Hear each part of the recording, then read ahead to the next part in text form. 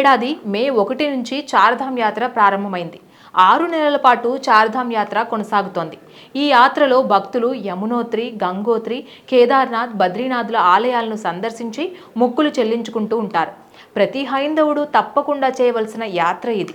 హిమాలయ పర్వత ప్రాంతంలో జరిగే యాత్ర కాబట్టి భౌతికంగా, శారీరకంగా, అలాగే మానసికంగా సిద్ధంగా ఉండాలి. ఆధ్యాత్మిక యాత్రను అత్యంత భక్తి శ్రద్ధలతో చేయాల్సి ఉంటుంది. అయితే ఈ చార్ధామ్ యాత్రలో కొన్ని నియమాలను తప్పకుండా పాటించాలి. ఎటువంటి తప్పులు చేయకుండా, నిషేధిత వస్తువులను తీసుకెళ్లకుండా జాగ్రత్తలు తీసుకుంటూ యాత్రను చేయాల్సి ఉంటుంది. ముందుగా యాత్రలో పాటించవలసిన నియమాలు ఏమిటో తెలుసుకుందాం. చార్ధామ్ యాత్ర చేయాలి అనుకున్నప్పుడు వెంటనే ఉత్తరాఖండ్ ప్రభుత్వం చార్ధామ్ యాత్రకు సంబంధించిన వెబ్సైట్లో రిజిస్ట్రేషన్ చేసుకోవాలి. పర్వత ప్రాంతాల్లో ప్రయాణం కాబట్టి శ్వాస సంబంధిత సమస్యలు తలెత్తే అవకాశాలు ఉంటాయి. దీనికోసం తప్పనిసరిగా వైద్య పరీక్షలు చేయించుకోవాలి.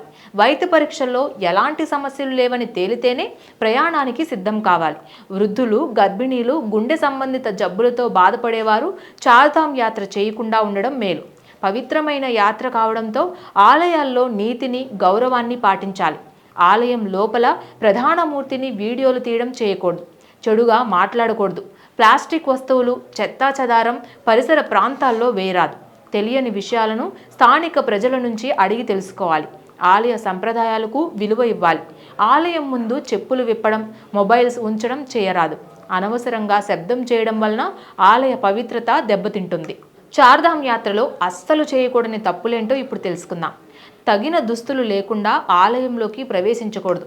నిండుగా ఉండే ఉన్ని దుస్తులు, జాకెట్లు, గ్లౌస్ ధరించాలి. అలసిపోయిన స్థితిలో ప్రయాణం కొనసాగించకూడదు. శరీరానికి విశ్రాంతి ఇస్తూ ప్రయాణం చేయాలి. ట్రెక్కింగ్ సమయంలో తక్కువ బరువు వస్తువులను మాత్రమే తీసుకువెళ్ళాలి.